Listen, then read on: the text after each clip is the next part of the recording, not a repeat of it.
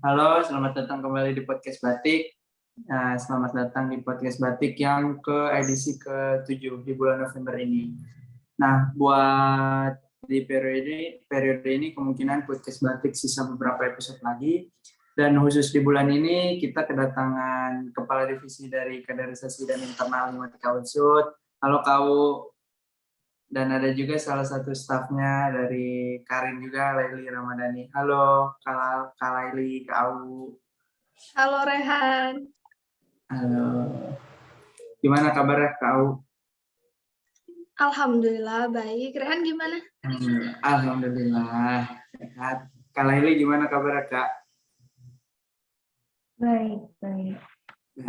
Oke, nah mungkin di sini kita akan bahas sedikit soal agenda yang identik lah dari tahun ke tahun di Himatika ada, yaitu musyawarah anggota. Dan selanjutnya mungkin kita akan ngobrol-ngobrol santai loh tentang suatu pembahasan yang menarik lah. Mungkin kita mulai dulu dari pembahasan kita yang pertama dari musyawarah anggota. Nah, di sini Kak Laili sebagai penanggung jawabnya ya Kak. Iya, aku sebagai penanggung jawab. Oke, mungkin dari Kak Laili bisa jelasin dikit soal musyawarah anggota dari Himatika itu sendiri, boleh Kak? Silakan. Oke, jadi musyawarah anggota itu adalah agenda kultural dari Himatika Unsud yang berfungsi sebagai wadah penampung aspirasi, mengevaluasi program kerja yang sudah dilaksanakan, dan mempersiapkan kepengurusan selanjutnya. Nah, musyawarah ini juga merupakan agenda terakhir dari Himatika Unsud periode 2021. Itu, Rehan. Oke, berarti tujuannya apa tuh dari musyawarah sendiri Kak? Tujuan umumnya gambaran. Oke, tujuan dari musyawarah anggota ini seperti yang udah ada di gambar yang aku sebutin tadi, untuk menyalurkan aspirasi seluruh anggota Himatika periode 2021, mengevaluasi program kerja yang sudah dilaksanakan selama satu periode dan juga menyiapkan kepengurusan. Oke, berarti kalau di musyawarah anggota itu semua anggota Himatika itu bisa ikut ya, bisa ikut mengutarakan aspirasinya. Iya, benar banget. Jadi sasaran dari musyawarah anggota ini adalah mahasiswa aktif Matematika Unsur. Oke, dari kau ada tambahan soal musyawarah anggota nggak Kak? Sejauh ini belum ada sih, Han. Sama kayak Laili tadi. Oke, mungkin nih Kak, aku mau nanya dari tentang musyawarah anggota nih. Berarti musyawarah anggota itu sudah dilaksanakan dari Himatika berdiri di awal mungkin ya, karena untuk mengevaluasi dan mempersiapkan kepengurusan selanjutnya. Kalau dari tahun ke tahun yang kalian tahu itu musyawarah anggota itu seperti apa sih, kayak keunikannya mungkin atau hal-hal yang diingat. Mungkin aku mau nanya ke kau dulu karena kau udah lebih banyak ikut musyangnya gitu. Gimana kau? Oke, baik. Terima kasih atas pertanyaannya, Rehan. Jadi kalau misal ditanya perbedaan apa sih yang paling mencolok dari musyawarah anggota ya? Tentunya ya perbedaan dari ini sih, pesertanya, anggotanya selalu beda kan, seiring dengan bergantinya tahun gitu. Kalau misal kemarin kan nih cuma Rehan yang jadi panitia, nah sekarang mabanya yang jadi panitia tahun 2021 gitu. Kemarin 2020, sekarang 2021 pasti beda. Terus juga Nah, jadi kalau misal di agenda sidang itu kan juga bisa dirubah. Nah, mungkin ada beberapa perubahan di agenda sidang itu gitu. Paling untuk perbedaannya seperti itu. Dan paling ini yang kemarin kan offline, nah sekarang online gitu. Selama masa pandemi ini kan dijalankan. Oke, kalau berarti kalau dari Kak Laili gimana Kak? Apa ya? Tentang musyawarah anggota gitu yang udah pernah Kak Laili ikutin gitu. Oke, kalau dari aku mungkin kurang lebihnya sama kayak kau ya, dari panitianya kan kebetulan aku juga kan tahun lalu sebagai panitia dari musyawarah anggota gitu. Pasti kan dari setiap kepanitiaan gitu, masing-masing anak kan atau masing-masing angkatan punya kayak caranya sendiri gitu dalam mengatur berjalannya musyawarah anggota gitu. Pasti dari situ berbeda sih gitu. Oke, Kalau kau berarti pernah merasakan mus yang offline ya Kak ya? Gimana rasanya kau? Oke, terima kasih. Mungkin buat yang mus yang offline itu, ya tentunya ini sih, kalau misal mus yang online itu kan kita lebih capek di mata ya. Kalau misal mus yang offline itu kita lebih capek di fisiknya gitu. Benar-benar semuanya kita harus curahkan gitu. Apalagi waktu itu bisa sampai jam 12 gitu-gitu loh. Jadi emang di mus yang ini kita harus meluangkan waktu, tenaga, dan pikiran kita buat fokus gitu ke mus yang ini. Itu paling perbedaan yang paling mencolok sih.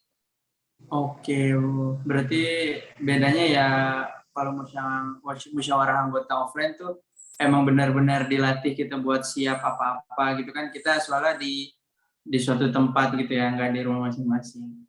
Oke, kalau gitu kan kalau musyawarah anggota nih, kita nggak bisa pungkirin gitu, ada aja beberapa konflik yang emang contohnya salah satunya ada yang ingin dirubah dari salah satu ADART atau salah satu kebijakan gitu. Pasti di situ kayak ada konflik walaupun kecil kan namanya tetap konflik gitu. Ada yang setuju, ada yang enggak, pro dan kontra. Kalau menurut dari Kak Au dan Kak Laili tentang konflik yang ada dalam suatu musyawarah anggota itu gimana cara ngadepin? Oke, ini siapa dulu nih yang mau jawab? Kak Laili dulu boleh deh. Oke, emang benar kata Rehan tadi. Perbedaan itu pasti akan selalu ada gitu ya. Jadi kita nggak bisa menolak kalau misal emang ada perbedaan pendapat gitu. Cuman di sini kita bisa menghentikan kalau misal dari merekanya dirasa sudah tidak kondusif gitu ya. Apalagi kalau misal udah sampai yang gebrak-gebrak meja gitu-gitu. Terus kita kan juga ada yang namanya presidium pimpinan sidang. Nah dari situ presidium bisa menindak tuh untuk anggota-anggota yang kiranya kurang kondusif seperti itu untuk ya udah sih Kak, udah ini kan namanya juga musyawarah anggota, semuanya bebas untuk berpendapat. Jadi tolong jangan digunakan emosinya gitu. Terus di situ juga ada panitia juga bisa minta tolong lah untuk inilah seenggaknya menertibkan Mengontrol. dari Ya. mengontrol dari berjalannya musyawarah anggota itu. Gitu Kak Rehan. Oke, kalau dari Kak Laili gimana Kak? Oke, kalau dari aku, benar kata kau gitu, kayak konflik itu sebenarnya nggak bisa dihindari, kita cuma bisa kelola aja gitu. Konflik itu bakal jadi kayak apa. Nah, kalau itu kan buat kalian konflik dalam suatu musyawarah atau suatu acara gitu. Kalau kita beralih ini, kita terlepas dari yang namanya acara atau panitiaan, lebih ke kayak kehidupan kalian gitu, khususnya kalian berdua, Kau dan Kak Laili, gimana pasti kan kita pernah ngalamin konflik gitu. Nah, apa yang kalian gimana cara kalian memaknai konflik gitu di dalam kehidupan kalian masing-masing mungkin gitu bahasa bagus dari Kak Au mungkin. Oke, terima kasih Rehan. Jadi selama 20 tahun gitu ya, berjalan, aku hidup gitu ya. Nggak mungkin kalau misal nggak ada yang namanya konflik kan. Ya, pastinya emang pertama mungkin kalau misal kita kaget banget ya, itu konfliknya kok gede banget, aku nggak bisa nih nyelesain. Tapi inget loh, kita masih punya Allah gitu. Jadi Allah nggak bakal ngasih konflik yang terlalu berat buat kita kalau misal emang kita nggak bisa menyelesaikan itu gitu. Terus kalau misal emang dirasa konflik itu terlalu berat, ya udah pasrahkan aja ke Allah gimana sih baiknya gitu. Terus kalau misal emang itu ada masalah dengan perorangan atau berkelompok, kita juga bisa mengkomunikasikan itu gitu loh. Jadi nggak ada miskom. Kalau misal nih aku mikir itu sebuah konflik, tapi ternyata mereka nggak mikir itu sebuah konflik gitu. Kayak cuma aku aja yang overthinking. Sebenarnya itu nggak apa-apa kok, kamu aja yang berlebihan gitu. Nah mungkin bisa dikomunikasikan apakah itu sebuah konflik atau bukan gitu ya. Terus ya paling kalau misal ada konflik yang pertama itu ini sih komunikasi.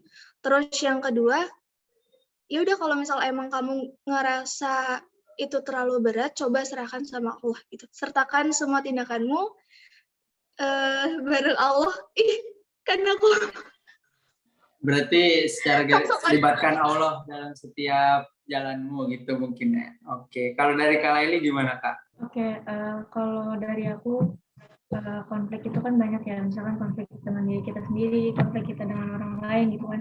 Kalau misalkan konflik kita dengan diri sendiri tuh biasanya, jadi kalau menurutku konflik itu banyak ya, ada konflik terhadap diri kita sendiri, terus konflik kita dengan orang lain atau kelompok dengan kelompok gitu. Nah kalau misalkan aku mengalami konflik dengan diriku sendiri, aku biasanya kayak istirahat nih dari segala kerjaan yang aku punya gitu, sehari atau 2 hari untuk biar nggak stres gitu pikirannya, biar tenang dulu gitu. Kalau misalkan aku punya konflik dengan orang lain, biasanya aku komunikasi ini sama orang itu gitu. Sebenarnya tuh titik masalahnya tuh di apa, di mana gitu. Terus sebenarnya tuh jalan baiknya gimana sih biar konflik ini tuh selesai gitu dengan cara yang terbaik gitu. Intinya dikomunikasikan aja gitu kalau misalkan kita punya konflik sama orang lain gitu. Oke, kalau dari kau dan Kak Laili gitu, mungkin aku nggak usah lama-lama lagi Kak. Aku mau nanya aja deh satu pertanyaan. Menurut kalian gitu, konflik yang kalian pernah alamin atau kalian pernah jalanin itu merugikan atau malah menguntungkan diri kalian? Itu aja cuma pertanyaan. Dari Kak Au nggak apa, atau Kak Laili mau gantian? Oke.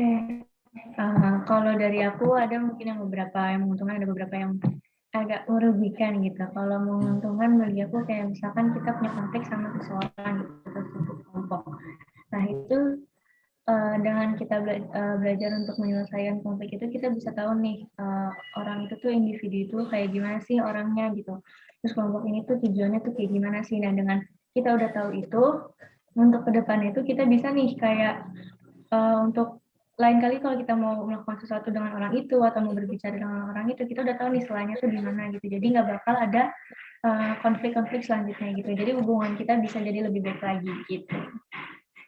Oke, kalau dari Kak Au gimana Kak? Dari konflik yang pernah Kak Au alamin itu malah menguntungkan Kak Au sebagai pribadi Kak Au sendiri atau merugikan diri Kak Au?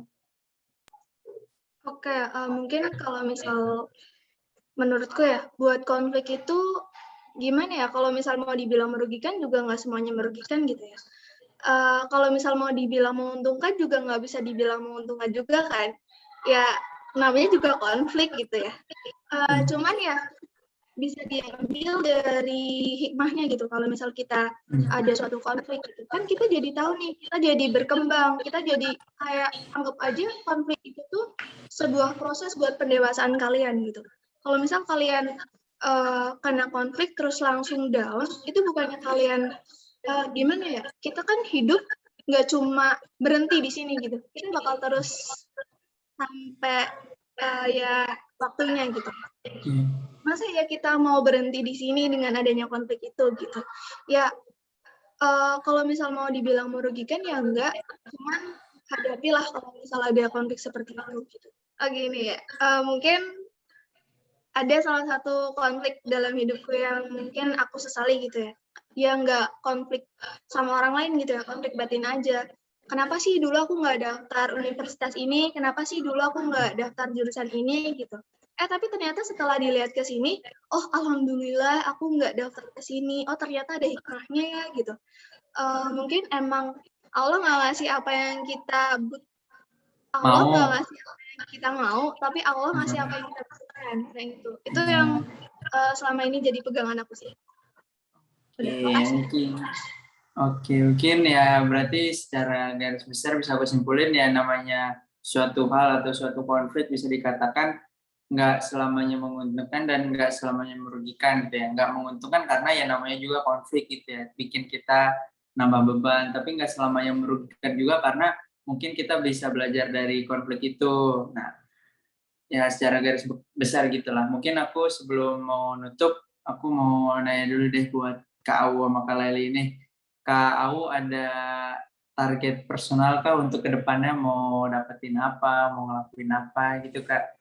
Target yang paling mendekati ya, kalau sejauh ini ya seminar gitu ya, karena aku juga lagi ngerjain kerja praktik ya paling target ya seminar. Cuman mungkin kalau misal untuk kedepannya, mungkin aku baru memikirkan ya paling untuk semester 7 aku KKN, terus aku lulus di semester 8. Pokoknya aku harus lulus tepat waktu gitu, jangan sampai yang menunda-nunda. Itu nggak baik kan. Oke, kalau dari Kak Laili sendiri gimana Kak? Ada nggak gitu target personal, target Kak Laili sendiri yang ingin dicapai dalam waktu dekat mungkin? Oke, makasih Rehan. Dari aku sih targetnya paling dekat ya bentar lagi kan mau UAS nih. IP semester ini nggak turun gitu dari yang sebelumnya. Terus juga Musyang tuh, kan aku sebagai penanggung jawab Musyang tuh, semoga Musyang jalan lancar sampai pelantikan nanti gitu sih. Itu aja. Oke, berarti ya semoga aja target kita masing-masing tercapai dalam waktu yang cepat ya teman-teman ya. Oke, mungkin sebelum aku akhiri dari Kak Awa sama Kak Laili ada yang mau disampaikan mungkin? Dari Kak Awa ada nggak Kak? Belum ada sih. Belum ada. Oke, dari Kak Laili? Nggak ada dari aku cukup kan. Oke, karena nggak ada mungkin kita cukupkan kali ya teman-teman. Sebelumnya makasih buat Kak Awa sama Kak Laili udah nyempetin waktunya datang di podcast Batik kali ini, dan buat teman-teman semua jangan lupa juga ditonton yang podcast Batik yang episode-episode lainnya. Sekali lagi terima kasih teman-teman. Dadah.